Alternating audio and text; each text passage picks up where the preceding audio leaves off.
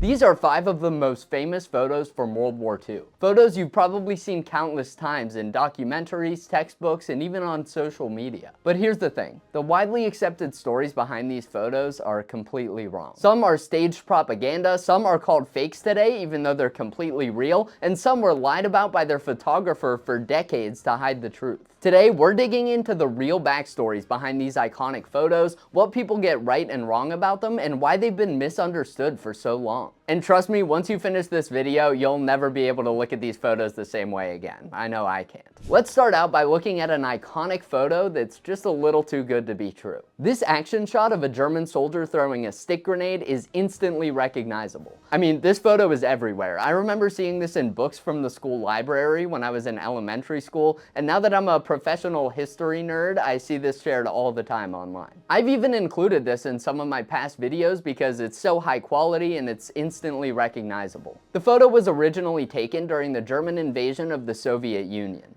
It isn't clear exactly when and where it was taken, but it's easy to see why it's become so popular over the years. The composition is great, it's timed perfectly with the soldier's throw, and the rolled up sleeves and muddy helmets really show that these troops are in the action.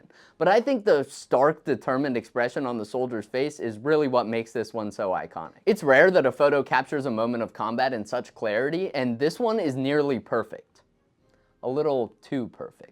That's right, this is not a real combat photograph. It was staged as part of a German propaganda photo shoot. In fact, there are at least 2 more photos of these same exact soldiers striking the same pose that were shot from different angles. These are likely real frontline soldiers who were fighting in the invasion of the Soviet Union, and it's possible that a photographer just pulled them aside to snap a couple quick photos. I don't know, it's impossible to say that part for sure. Now, photos being staged during the war was pretty common, and not all staged photos are created equal. That could include anything from a photographer just telling a soldier, hey, act like you're aiming that thing, to a small in-theater photo shoot like this with multiple angles, to entirely faked scenarios involving many soldiers. I wanted to highlight this photo in particular since it's such a well-known photo and since we have concrete evidence that it was staged. I used to assume this was a real combat photo. I mean, it had just never crossed my mind that this might have been staged, but now that I've seen the other angles, I can never look at this photo the same way again. I used to think this was such a fierce moment of battle, but now when I look at this, all I can think of is that German soldier holding that stick grenade still in the air while the photographer tries to coach him on what expression to make. Oh, that's perfect. Yeah, oh, little meaner, grimace for the Fuhrer. Oh yeah, that's perfect, that's the money shot. Honestly, this probably wasn't too dissimilar from the photo shoots that my friends and I do at World War II reenactments, which is a much different vibe than what I imagined when I originally looked at this. But who cares whether this photo was staged? I mean, there really were German soldiers throwing stick grenades during the war, so what harm is this doing? Well, I don't think this particular photo is going to significantly alter anyone's view of history, but with how important these historical photos are to our understanding of the past, it's important to keep their context in mind. We often look to photos like this to get important historical information, like how soldiers looked and acted in combat, and propaganda photo shoots like this were not meant to accurately document that. Personally, I don't have any problem with this photo being used in historical media. I think it's a great representation of what a German soldier would have looked like at the time, and it's so visually captivating. I just think it's important that whenever you're looking at historical media like this, ask yourself how your perception of the events being depicted would change if you found out it was staged or posed. If that would change your perception of the events being shown, it's probably worth doing some quick research into the background of the photo just to be sure. Fun fact, there's an extremely similar photo of a Soviet soldier striking almost that exact same pose that was also taken during the war, and that one also appears to have been staged. It appears that photo was taken around 2 years after the photo of the German soldiers, which is kind of a bummer because I like to imagine that the 2 photos just happened to be taken at the exact same time on opposite sides of the lines. Oh, just kidding, I'm fine. Okay, let's move on to this next photo, which definitely has the most controversial story out of anything we'll look at today. Before we get into that though, let me just quickly remind you that you can order some of my channel merch as a gift for yourself or the history nerd in your life. In addition to my logo shirts, hat, and hoodie, I have a For Rita shirt dedicated to Rita Hayworth, a letter opener shirt with one of my favorite letter openers on it, and you can even grab one of my mugs that has the same design as a World War II white phosphorus grenade. You guys know how the mail can be around the holidays, so if you're interested in getting some merch, place your order today using the link in the description or the YouTube merch shelf. That way you don't have to worry about it getting to you in time. It's a great gift for any history lover, and ordering it really helps support me and my work on this page.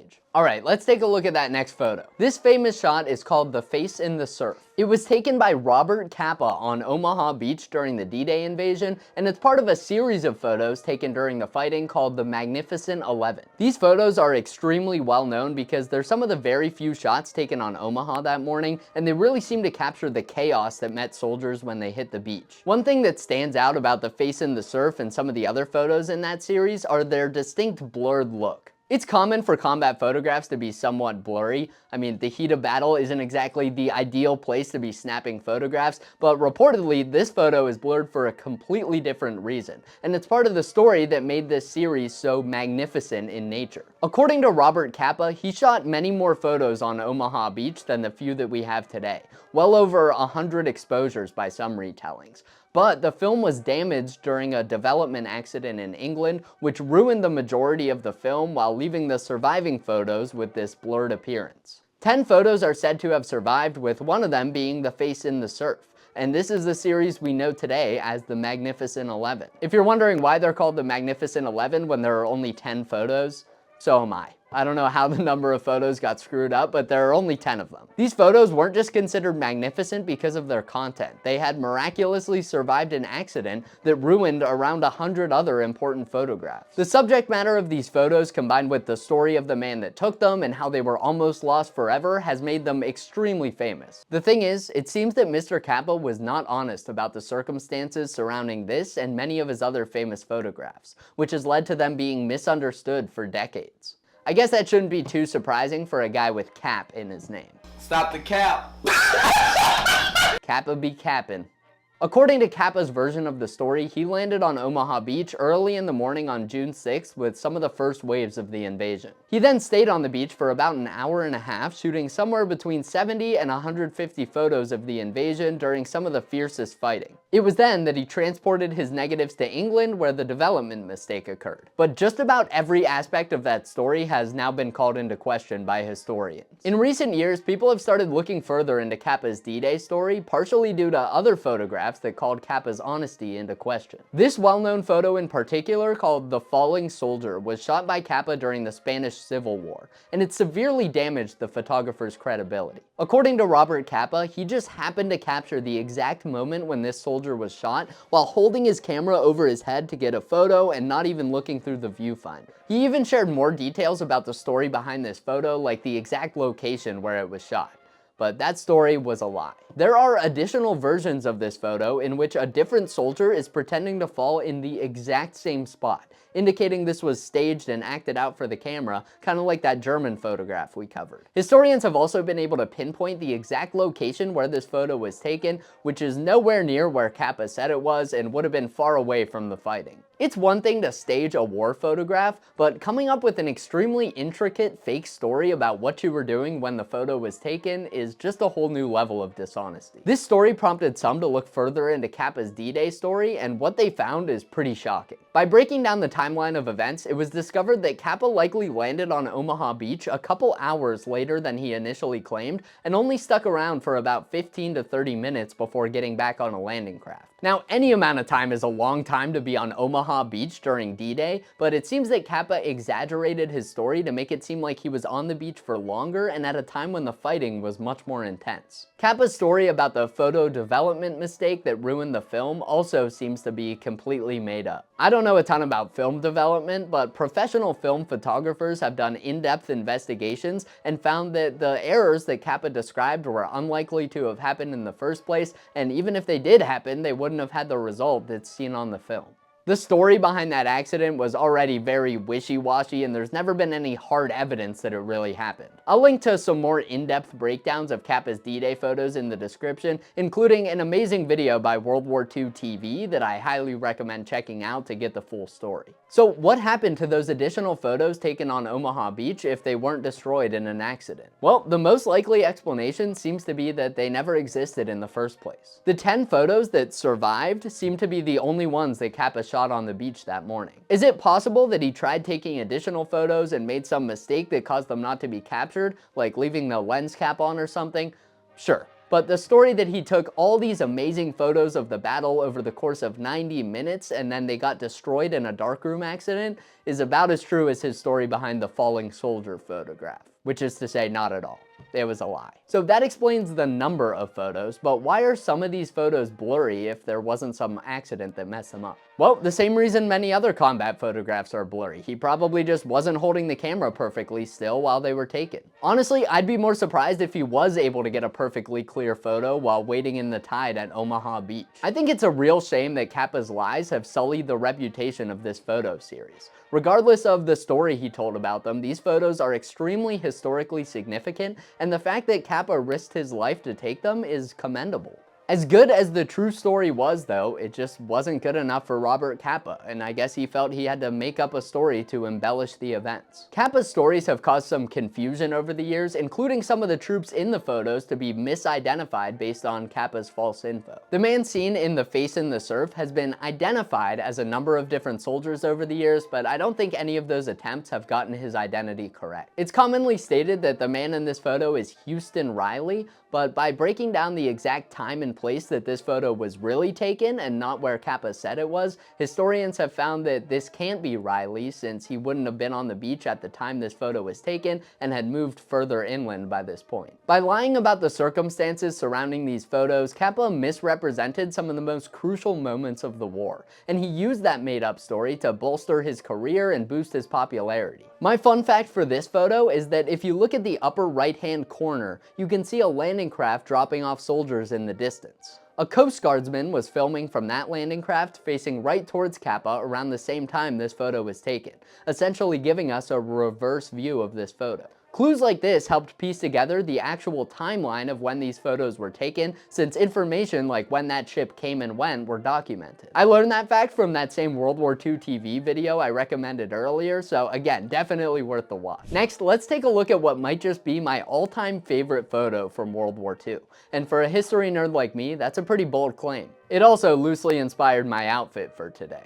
This photo has gained extreme popularity over the years, and it's very well known today for the same reason that I fell in love with it. When you look at the US soldiers in this photo, it's hard not to be struck by just how young these men are. I mean, these guys are on a landing craft about to be thrust into the bloodiest conflict in modern history, and frankly, many of them don't even look like they'd be old enough to drive a car today. We always hear about how young many of the men fighting in World War II were, but that often doesn't come through in photographs. People in older photographs already tend to look older to us today. There's an interesting Vsauce video on why that is if you're interested. And on top of that, the stresses and living conditions on the front line aged these men very quickly. For example, Theodore Miller was only 19 years old when this famous photo of him was taken, but he certainly doesn't look like a fresh-faced teenager. The men on this landing craft just look so young and innocent that it's hard not to get emotional thinking about the sacrifices that so many young men like them made during the war. Since this photo is one of my favorites, it always catches my eye when I see people sharing it on social media or using it in their projects. This is one that's very commonly shared on the D-Day anniversary each year, with social media posts of this photo and accompanying captions talking about what these soldiers meant when they landed in Normandy, reaching tens of thousands of people. The thing is, that photo was actually taken in November of 1942, almost a year and a half before the D-Day invasion. These are soldiers of the US 1st Infantry Division headed towards the shores of Algeria, North Africa as part of Operation Torch. Now, this isn't some huge historical mystery. You don't have to be Sherlock Holmes to find out that this photo was taken during Operation Torch, but clearly most people don't ever take the time to research where this photo is actually from. I can't even count the number of times that I've seen this photo being posted or included in articles or used in educational videos that claim it was taken during the Normandy landing. I think for a lot of people, when they see soldiers on a landing craft, they just assume it's D-Day because that's the most well-known amphibious operation of the war, and for a lot of people who aren't history lovers like me, it might be the only amphibious operation of the war that they know about. It might not seem like a big deal to misattribute this photo to D-Day. I mean, it doesn't diminish the bravery of these troops that we see here, but personally, I think it's incredibly important to remember the sacrifices that troops made during campaigns like North Africa, which don't get nearly as much attention as D-Day and many other major battles. Nearly 100,000 Allied troops, mostly British soldiers, gave their lives during the fighting in North Africa. I wasn't able to track down the identities of the soldiers in this particular photo, but it's likely that some of them were killed or wounded during this campaign, and I think it's important that we remember their stories accurately. I hope that helps clear up some of the misunderstandings around this famous photo, and if you see people sharing this with the wrong information, I encourage you to politely let them know where and when these brave soldiers were actually photographed. Fun fact, the landing craft shown in this photo is a British LCA, and if you look closely, you can spot the Royal Navy sailors crewing this vessel mixed in with the US troops. It was pretty common for Allied countries to share transportation during amphibious operations like this. Plenty of US troops landed in Royal Navy vessels, Commonwealth troops landed in US landing craft at times, and the same happened with many other Allied countries as well. This next photo is so highly debated that its story was still being updated 74 years after it was taken.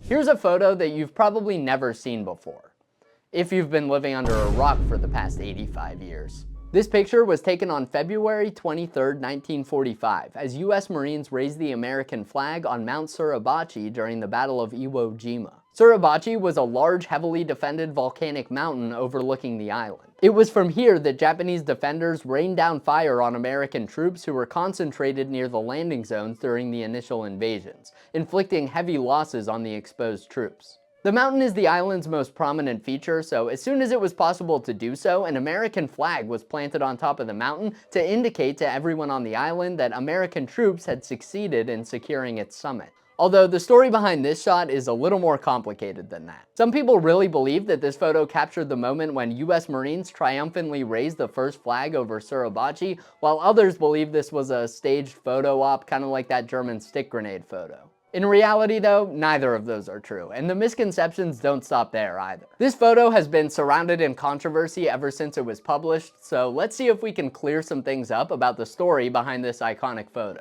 The flag we see being raised here is actually the second American flag to be raised on Suribachi that day. The mountaintop was first captured in the morning of the 23rd, and shortly after reaching the summit, troops raised a fairly small American flag that they had attached to a section of pipe. As the story goes, Lieutenant Colonel Chandler Johnson later sent his assistant operations officer to fetch a larger replacement flag to raise in place of the current one. This wasn't just because of the flag's size. Reportedly, the Secretary of the Navy, James Forrestal, had seen the flag flying on top of Mount Suribachi and remarked that he wanted it as a personal souvenir. The lieutenant colonel wasn't about to let some pencil pusher come and take the flag that his men had planted on top of the mountain that they fought for and captured, so he wanted to take down that first flag to safeguard it from Forrestal. A second flag was located and brought to the top of the mountain, where it was raised around 4 hours after the first flag had been planted. This is when Joe Rosenthal took the famous flag raising photo. The story of that first flag raising has become fairly well known today, at least by historical folk like myself,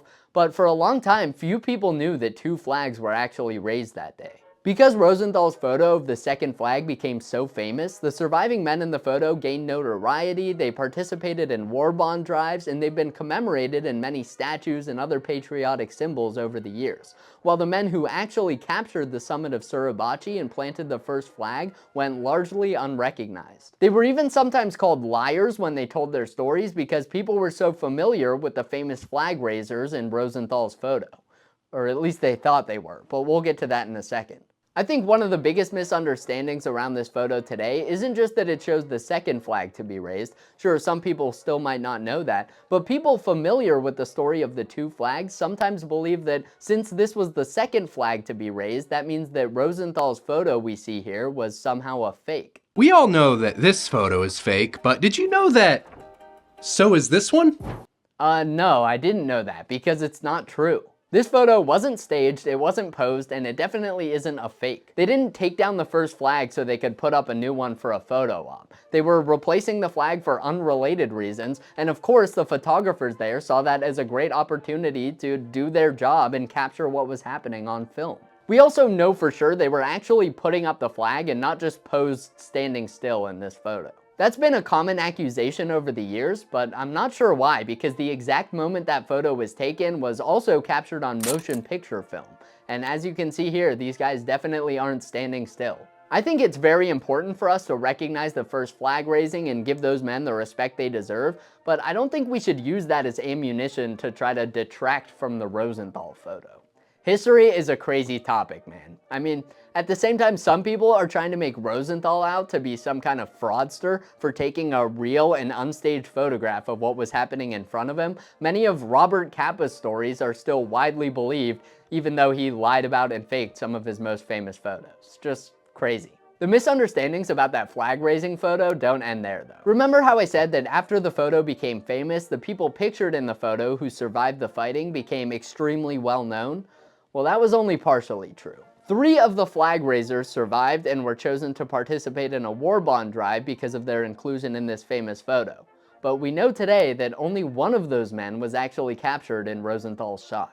Identifying the 6 Marines shown in this photo proved to be very difficult because none of their faces are visible in the photo, and since there were 2 different flags raised and there were many people involved in the flag raising who weren't the ones to physically lift it up on the pole, it's caused a lot of confusion around the identities of these Marines. Understandably, even many of the men who were there and survived the fighting couldn't remember exactly who was standing where and who had their hand on the flagpole when it was being raised. Harlan Block was originally misidentified as Henry Hansen, both of whom were killed in action during the war. Harold Schultz was misidentified as John Bradley in the photo until 2016, and it wasn't until 2019 that Harold Keller was correctly identified as the man in the photo previously thought to be Rene Gagnon. Even some of the Marines in that first flag raising photo went misidentified until about 10 years ago. Despite all the confusion surrounding this photo and the false accusations of it being fake, this is still one of the most iconic photos to come from the Second World War.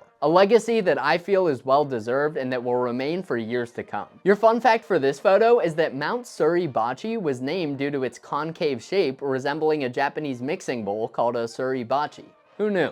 The next photo on this list was directly inspired by that last one we covered, but this one is misunderstood for completely different reasons. This photo of a Soviet soldier placing a flag on top of the German Reichstag building in Berlin was taken on May 2nd, 1945.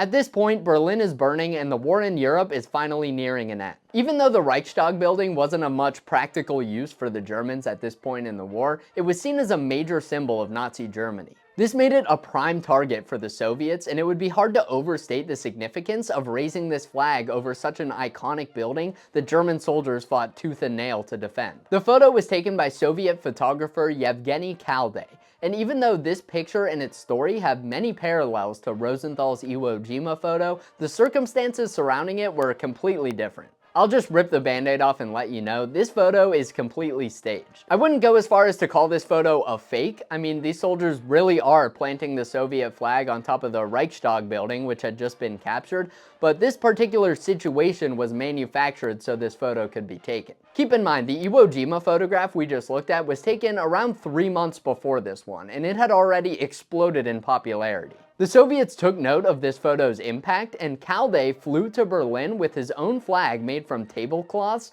on a mission to capture a photo of it flying on top of the Reichstag building that would be on par with Rosenthal's Iwo Jima picture. Similar to the Iwo Jima story, this was not the first flag to be placed on the Reichstag building. In the previous days, a number of flags and banners had been placed on the Reichstag building, many of which were hung under fire while much of the building was still under German control. May 2nd was the day that German resistance was finally pushed out of the area, and this was Khalday's opportunity to get the shot that he had traveled to the city to take. Reportedly, the photographer grabbed a few soldiers at random and asked if they would assist with the photo shoot. They went to the top of the building where he shot a full roll of film as they positioned the flag that he had brought along with him.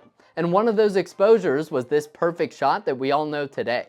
Well, not exactly. The original photo was actually slightly doctored before it was published. We can see that in the original, the soldier helping to steady the man holding the flag is wearing a watch on each wrist. The Soviets were concerned that this may taint the patriotic message of the photo by implying that the soldier had been looting watches.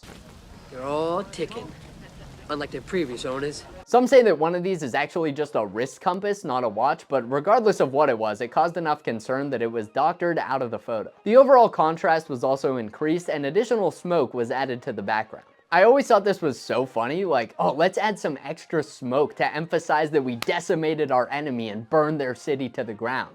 But we wouldn't want people to think we took their watches or something. That would be rude. Similar to the Iwo Jima photo, again, there's been some confusion about the identities of the men in this photo, but not because the information wasn't available. The Soviet government initially identified Georgia-born Moliton Kantaria and Russian Mikhail Yegorov as the two soldiers in the photo, but this was false. Reportedly, a Russian and Georgian soldier were just picked and named for propaganda purposes, while the real soldiers in this photo were cautioned to keep quiet about what happened. It wasn't until after the fall of the Soviet Union that the true identities of these two soldiers were publicly revealed. The men have since been identified as Ukrainian Alexei Kovalyov and Chechen Abdulkakim Ismailov.